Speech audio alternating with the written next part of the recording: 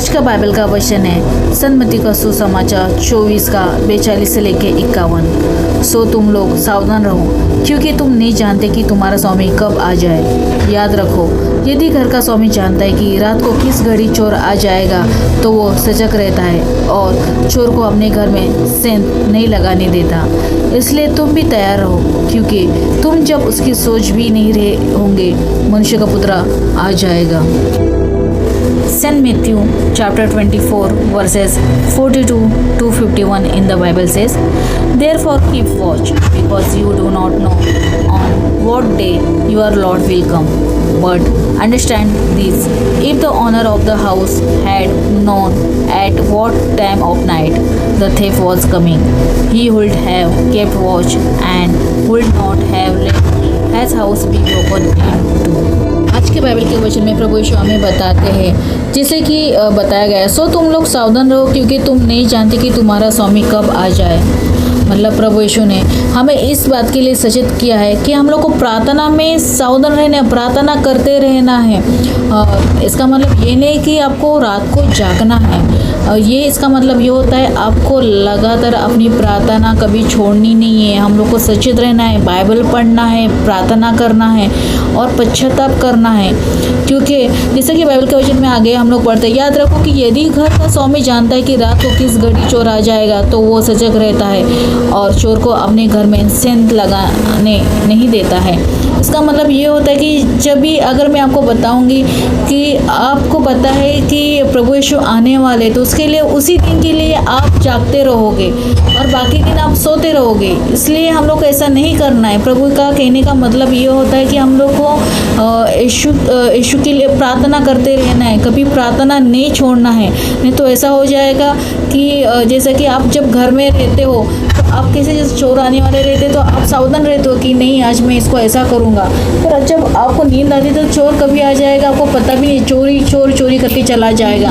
उसी ऐसे ही प्रभु यीशु बोलते कि हम लोग को हर समय प्रार्थना में करते रहना है।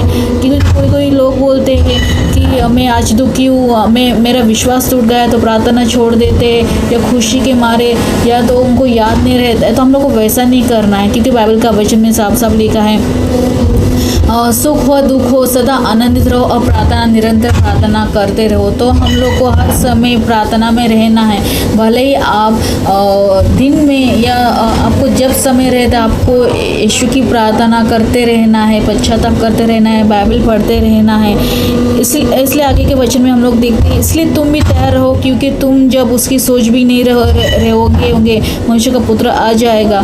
प्रभु यीशु आपको मतलब आप सोचोगे नहीं कि हम लोग सोचते कि नहीं आ जाएंगे। अरे बहुत सारे लोग बोलते कि यीशु आने वाला है, यीशु का राज्य आने वाला है। ऐसा नहीं होता है। जब जिस समय आप नहीं सोचोगे, मेरा कहने का मतलब है कब नहीं सोचोगे, जब आप प्रार्थना नहीं करते हो। अगर आपकी मौत आ जाएगी, अगर आप मरने को है, आपको पता है आजकल बहुत सारे लोग मर रहे हैं, क्योंकि कोई अच्छे तरीके से मरते, कोई अचानक मर जाते हैं, उनको नहीं पता रहता। और जो लोग प्रार्थना में नहीं रहते उनकी अचानक मौत हो जाती है और वो लोग प्रार्थना नहीं करते तो वो कहाँ पे जाएंगे? नरक की आग में जाएंगे। तो हम लोग को क्या करना है? हम लोग को यीशु के आज्ञा का पालन करना है और हम लोग को प्रार्थना करते रहना है, यीशु पे विश्वास करना है। तो प्रभु यीशु हमें यही बोलते हैं कि जागते रहो, प्रार्थना करते रहो, क्योंकि तुम लोग को नहीं पता है कि तुम्हारी घड़ी कब आने वाले, आप कब मरने वाले हैं। आजकल आप सुनते हो कि छोटे बच्चे भी आज उनकी मौत हो रही है। तो हम लोग क्या करते हैं? हम प्रार्थना छोड़ देते हैं और हम लोग को पता नहीं कि आज हमारा आखिरी दिन है कि और कितना दिन बाकी है। पर ये यीशु को सब पता रहता है, क्योंकि उन्होंने ही हमारे जीवन मृत्यु उनके हाथ में, हर एक चीज़ उनके हाथ में है। तो हम लोग को क्या करना है? हम लोग को यीशु के हवाले करने हैं और हम लोग को प्रार्थना करते रहना है और डेली करना है। प्रार्थना कभी छोड़ना नहीं है।